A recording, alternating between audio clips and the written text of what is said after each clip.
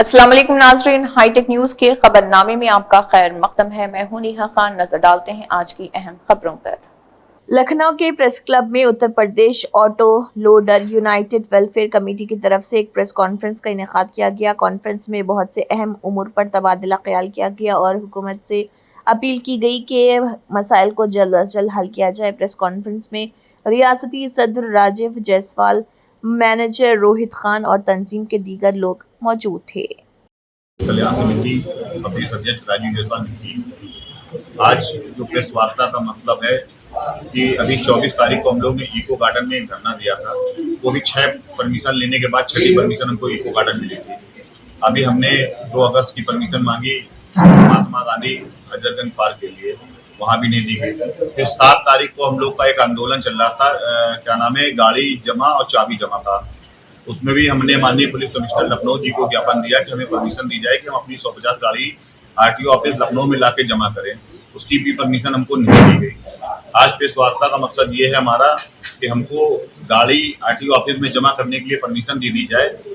माननीय मुख्यमंत्री जी दे दे, चाहे माननीय हमारे प्रधानमंत्री जी दे, चाहे हमारे जो पुलिस कमिश्नर साहब उनको दे दे, कि हमारी गाड़ियां लखनऊ में आकर के जमा हो जाएं। ताकि हम गाड़ी नहीं चला पा रहे तो कम से कम हमारी गाड़ियों की किस्त रुक जाए, जो बीमा लगा है वो रुक जाए, जो टैक्स चल रहा है वो रुके। क्योंकि जो 30/7/2020 मोटर अधिनियम कानून ये हम पर लाए हैं, इसका कोई हल नहीं हमारे पास है। सरकार के पास तो है 35 से 40 हज़ार जुर्माना का, मगर हम गाड़ी चला के हल नहीं उससे निकाल पा रहे हैं। हम 5,000 का भाड़ा ला देंगे, महीने में हम 40,000 कमाएंगे नहीं, तो 40,000 हम आरटीओ को एक बार में जमा कर देंगे तो आगे हमको भी मजबूरी में बीवी बच्चों को अपने तो गिरवी रख के मतलब बैंक में, या तो उनको मार डालें, तब आगे हम गाड़ी चला सकते हैं। सर, अभी तक कहाँ कहाँ आप ज्ञापन दे चुके हैं? हमारा ज्ञापन एडिशनल साहब तक हो चुका है, पूरे उत्तर प्रदेश के लमसम हर आरटीओ मंडल के पास लमसम पहुंच चुका है, मगर वो लोग कोई नहीं सुन रहे। वो सीधे कहते हैं ये कि मान ये नितिन गडकरी जी का है, भारत सरकार का। अब भारत सरकार तक हम लोग अपनी आवाज लेके कहाँ जा पाए, क्योंकि हमारी बात जब उत्तर प्रदेश में नहीं सुनी जा रही तो भारत सरकार कहाँ सुनेगा हमारी बात। अगर जल्द से जल्द इस पे कार्रवाई नहीं होती, आगे क्या रणनीति रहेगी? रणनीति ये है कि फिर हम लोग को जेल भरो आंदोलन के लिए अपनी गाड़ियां फिर रोड पे ला करके जमा करनी पड़ेगी। फिर पुलिस हम पे लाठियां बाजेगी, हम लोग को 2-4 फर्जी मुकदमे लग जाएंगे। क्योंकि ये सरकार ऐसी है कि अभी कहावत वही आ गई है कि योगी बाबा डरता पुलिस को आगे करता है। तो हम लोग के साथ भी वही होगा कि अधिकारी हमारी बात सुनेंगे नहीं और पुलिस को आगे कर देंगे। हम व्यापारी से गुंडे बन जाएंगे, इतने मुकदमे हो जाएंगे हम लोगों पर। परेशानी का सबक यही दाल रोटी की जद्दोजहद हम लोग झेल ही रहे हैं। तो आप लोग के छायाकारों के और पत्रकारों महोदयों के द्वारा हम लोग सरकार को अवगत कराना चाहते हैं कि हमारी मुद्दा को सुने और उसके निराकरण का हम लोग सुझाव दें। आरटीओ के द्वारा गाड़ी पे ओवरलोडिंग के नाम पर जो एंट्रियां हो रही हैं, 3-3, 4-4 हज़ार रुपया पर जिले में एंट्रियां हो जाती है, उसके बाद ओवरलोडिंग करिए, कोई दिक्कत नहीं है। और जो सदा अच्छा ईमानदारी से अपना काम करना चाहता है उसके लिए वो 30 से 40-50 हज़ार रुपये चालान कर दे रहे हैं। आदमी अब सर्वाइव नहीं कर पा रहा है, अब बांग्ला स्थिति पे है। अगर इस सरकार ने हमारी बातों को नहीं सुना तो हम लोग अर्धनगर प्रशासन होकर के अपनी गाड़ियां और चाबियां मतलब आरटीओ महोदय को सौंप देंगे। वो फिर हमारी गाड़ी चलवाए, हमारी जीविका की जिम्मेदारी और हमारे परिवार की जिम्मेदारी सरकार की होगी। माननीय मुख्यमंत्री जी से, योगी जी से, माननीय दयाशंकर जो इसके परिवहन मंत्री हैं, हमसे यही मांग है कि कम से कम गरीबों को ध्यान तो दे। भाई लोडर डालने वाला कोई बहुत बड़ा आदमी नहीं होता, वो खाने कमाने वाला होता है। कोई इतना बड़ा में 40,000, 45,000, 30,000 जुर्माना देगा तो उसके बीवी बच्चे कहाँ जाएंगे?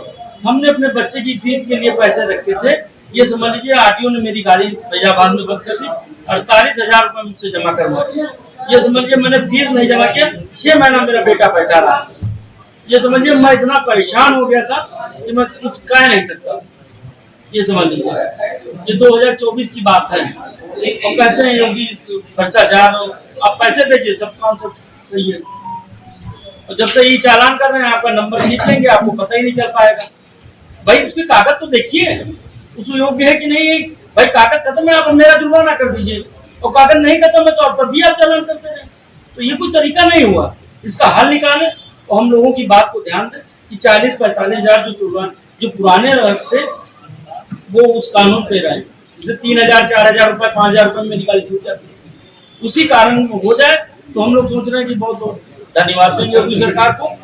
मैं प्रधानमंत्री जी को बहुत धन्यवाद दूंगा, क्योंकि किसी गरीबों की जितने डाला वाले हैं, जितने पिकअप वाले हैं या कोई भी गाड़ी वाला है, उसका कम से कम बीवी बच्चे रोड पे अपने बच्चों को पढ़ा सकते हैं। परिवहन मंत्री दयाशंकर सिंह जी से इस संबंध में मतलब जो है या शासन प्रशासन से आपने अपनी टीम के साथ मिलकर के कोई ज्ञापन या इस तरह से तो हमारे अध्यक्ष जी ने अभी इको गार्डन में ही धरना दिया था, तो अपनी बात पहुंचाए, अध्यक्ष जी पूरी बात बता पाएंगे, क्योंकि अध्यक्ष जी नहीं, धरने की बात नहीं कर रहा हूँ मैं, मतलब दिया मैं आप लोग जाकर के वहाँ पे दयाशंकर से मुलाकात अभी नहीं किया है।